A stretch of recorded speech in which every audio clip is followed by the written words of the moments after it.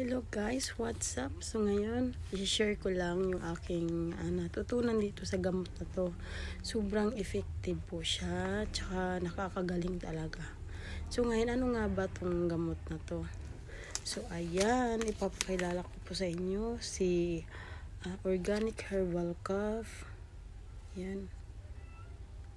Organic Herbal Cough Relief Pots. Ayun. Kasi yung baby ko guys, 1 week na po yung ubo niya. Sobrang lala na talaga.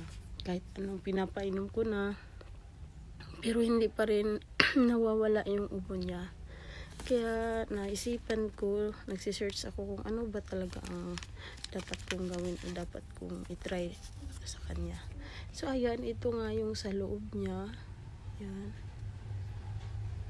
Tapos ilalagay nyo po siya sa yung 3 years old pababa, isang pots lang, isang ganito lang siya, ilalagay natin sa dibdib ng bata. Ayan dito, natutulog kasi siya Ayan. Ilalagay natin siya dito, meron siya, kukunin natin yung puti dito, tsaka may black yan dyan. Ayan siya, kinuha na natin yung white, ayun ang white. Saka kukunin ulit natin yung black, yung puti sa gitna. Okay, at ito na nga siya, ayan.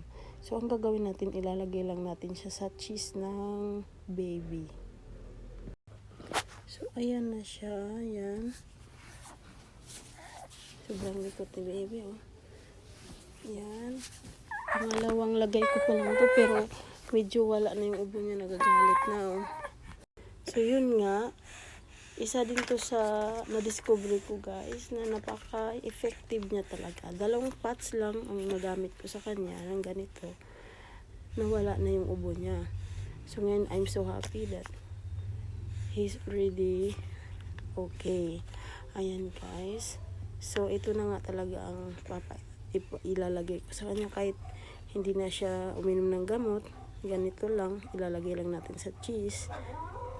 Sobrang effective niya, nawawala talaga ang ubo. Kahit sobrang tigas ng ubo niya, nawawala talaga guys.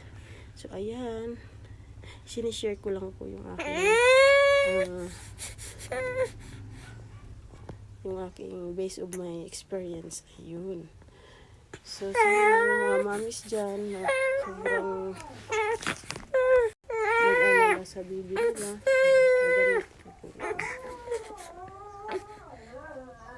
thank you for watching.